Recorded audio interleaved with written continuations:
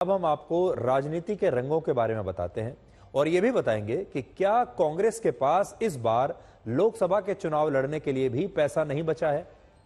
Congress party का आरोप है कि आयकर विभाग ने उसके बैंक अकाउंट्स को फ्रीज कर दिया है, जिसकी वजह से पार्टी लोकसभा के चुनाव में प्रचार नहीं कर पा रही है। और शायद यही कारण है कि इस बार की जो होली है वो कांग्रेस के लिए भी बड़ी सूनी सूनी रही होगी और कांग्रेस के लिए ये होली एक तरीके से ब्लैक एंड व्हाइट बन गई। राहुल गांधी ने तो यहां तक दावा किया है कि कांग्रेस पार्टी के बैंक खाते फ्रीज होने से उनकी पार्टी के नेता फ्लाइट तो दूर, अब ट्रेन की टिकट भी नहीं खरीद पाएंगे और ट्रेन से भी सफर करके एक राज्य से दूसरे राज्य चुनाव प्रचार के लिए भी नहीं जा पाएंगे। और राहुल गांधी ये भी कह रहे हैं कि मोदी सरकार ने लोकतंत्र को फ्रीज कर दिया है, यानी वो कहते हैं कि मोदी सरकार ने कांग्रेस पार्टी के बैंक खाते सील नहीं किए, बैंक खाते फ्रीज नहीं किए, बल्कि उन्होंने लोकतंत्र को फ्रीज कर दिया है। आज बताते हैं आपको सच्चाई क्या है। हकीकत यह है कि इस मामले में जब कांग्रेस हाई कोर्ट गई तो हाई कोर्ट से भी उसे राहत नहीं मिली और हाई कोर्ट ने कांग्रेस पार्टी की उस याचिका को खारिज कर दिया जिसमें टैक्स की रीअसेसमेंट प्रोसीडिंग्स को चुनौती दी गई थी। इसके अलावा यह भी पता चला है कि कांग्रेस पार्टी के देश भर में 100 से ज्यादा बैंक अकाउंट्स हैं और यह बात पूरी तरह से गलत है कि आयकर विभाग ने इन बैंक अकाउंट्स को भी फ्रीज कर दिया है। इसका मतलब यह है कि कांग्रेस के पास अभी भी पैसा है।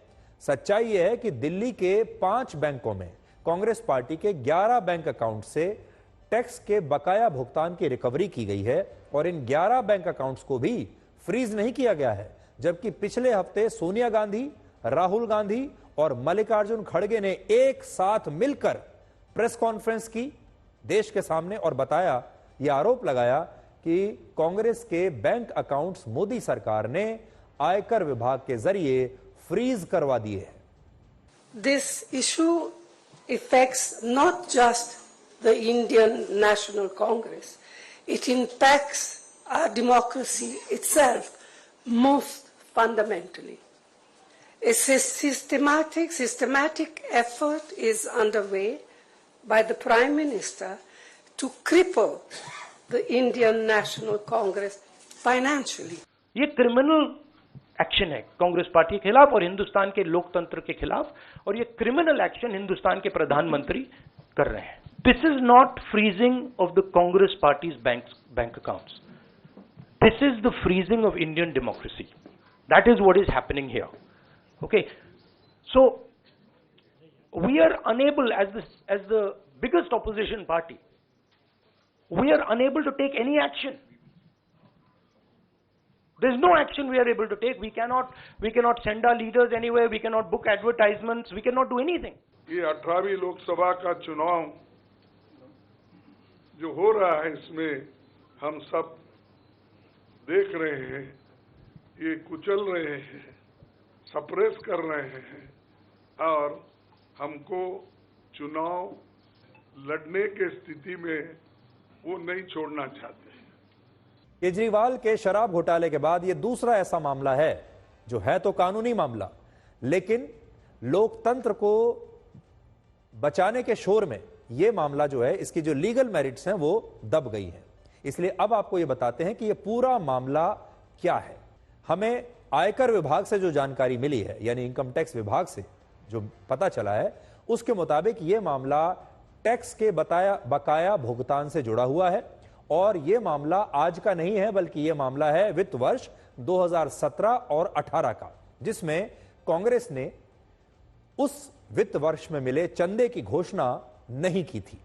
इनकम टैक्स के नियमों के मुताबिक हमारे देश में राजनीतिक पार्टियों को जो चंदा मिलता है, उस चंदे पर इन पार्टियों को एक निश्चित अवधि के अंदर टैक्स नहीं देना होता और इस चंदे से होने वाली आय सभी राजनीतिक पार्टियों के लिए टैक्स फ्री होती है और इसके लिए एक प्रक्रिया को अपनाया जाता है।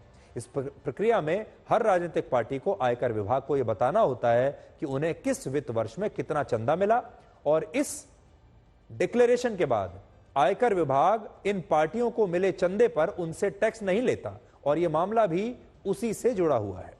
कांग्रेस को 31 अगस्त 2018 में यह बताना था कि उसे वित्त वर्ष 2017 और 18 में कितना चंदा मिला, लेकिन कांग्रेस ने इस तारीख तक आयकर विभाग को चंदे के बारे में कोई जानकारी नहीं दी। इसके बाद आयकर विभाग ने कांग्रेस समेत सभी राजनीतिक पार्टियों को एक और मौका दिया और कहा कि उन्हें 31 दिसंबर 2018 तक अब यह घोषित करना होगा कि उन्हें इस वित्त वर्ष में कितना चंदा मिला। लेकिन इस बार भी कांग्रेस ने पार्टी को मिले चंदे की जानकारी इनकम टैक्स विभाग को नहीं दी और कांग्रेस पार्टी ने डेडलाइन खत्म होने के 40 से 45 दिन बाद फरवरी 2019 में आयकर विभाग को यह बताया कि उसे पिछले वित्त वर्ष में लगभग 200 करोड़ रुपए का चंदा मिला था।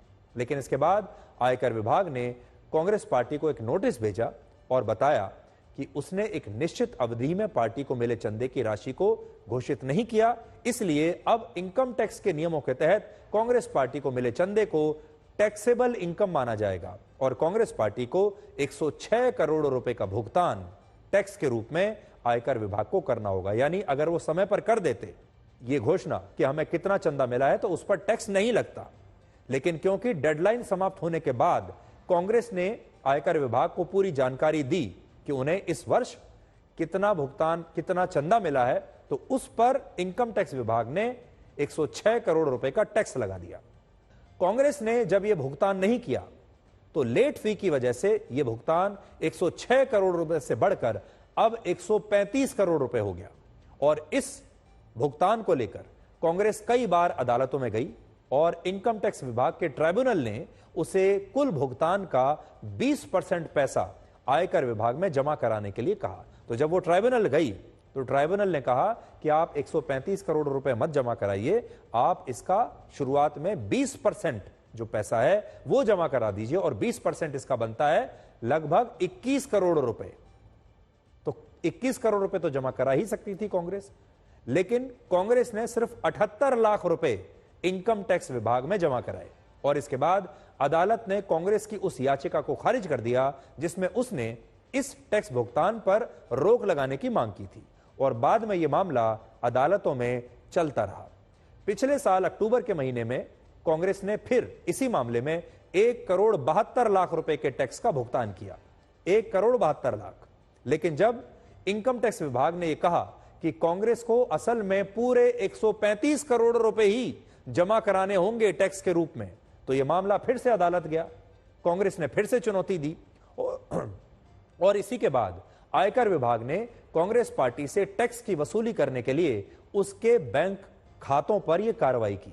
हालांकि अलग अलग रिपोर्ट्स में यह दावा किया गया है कि इसके लिए भी बैंक खातों को फ्रीज नहीं किया गया था। फरवरी के महीने में ऐसी रिपोर्ट्स आई थी कि आयकर विभाग ने कांग्रेस पार्टी के बैंक अकाउंट्स में जमा केवल उतनी राशि को फ्रीज किया है जितनी राशि उसे बकाया टैक्स के रूप में आयकर विभाग को देनी है और बाकी का पैसा कांग्रेस पार्टी अब भी जब चाहे तब बैंक से निकाल सकती है। यानी उस बैंक खाते में जाकर आयकर विभाग ने अपने को लेकर जो भुगतान करना था उतने पैसे को फ्रीज कर दिया। अब आपने देखा कि राहुल गांधी कह रहे हैं कि कांग्रेस के पास कोई पैसा नहीं बचा क्योंकि इनकम टैक्स ने उनके बैंक खातों को फ्रीज कर दिया है। वो तो ये भी कह रहे हैं कि उनके पास इतना भी पैसा नहीं है, यानी कांग्रेस पार्टी के पास, कि उनके नेता एक राज्य से दूसरे राज्य भी, फ्लाइट तो छोड़िए, ट्रेन की टिकट खरीद कर भी जा नहीं सकते। इतना भी पैसा नहीं है कि ट्रेन की टिकट खरीद सकें। खुद राहुल गांधी अपने बयान में कह रहे हैं क्योंकि इनकम टैक्स विभाग ने उनके बैंक अकाउंट्स को फ्रीज कर दिया है और अब चुनाव लड़ने के लिए उनके पास पैसा नहीं बचा। वो ये भी कहते हैं कि ये एक तरीके से लोकतंत्र की हत्या है और एक तरीके से जो इस चुनाव में कांग्रेस पार्टी का ऐसा हाल कर दिया गया है कि अब वो चुनाव लड़ने के काबिल ही नहीं रही, तो इसलिए इस चुनाव को भी एक तरीके से वैध नहीं माना जा सकता। अब इस सवाल पर आते हैं कि कांग्रेस पार्टी या कोई भी पार्टी, उसे कितना पैसा चाहिए होता है एक लोकसभा चुनाव लड़ने के लिए। तो सबसे पहले बीजेपी की बात करते हैं। बीजेपी ने 2019 के लोकसभा चुनावों पर 1264 करोड़ रुपए खर्च किए थे, ऐसी उन्होंने घोषणा की थी, ये उन्होंने डिक्लेयर किया है। 1264 करोड़ रुपए उन्होंने खर्च किए थे और 2014 के लोकसभा चुनाव पर बीजेपी ने 714 करोड़ रुपए खर्च किए थे, जबकि कांग्रेस पार्टी ने 2019 के लोकसभा चुनाव पर 820 करोड़ रुपए खर्च किए और उससे पिछले 2014 के लोकसभा चुनाव पर कांग्रेस ने 516 करोड़ रुपए खर्च किए थे। इससे आप अंदाजा लगा सकते हैं कि कितना पैसा, अगर कांग्रेस पार्टी ने पिछली बार 800 करोड़ रुपए खर्च किए 2019 में, तो अगर इस बार देखेंगे तो हो सकता है इस बार उन्हें शायद 1100 या 1200 करोड़ रुपए की आवश्यकता पड़े।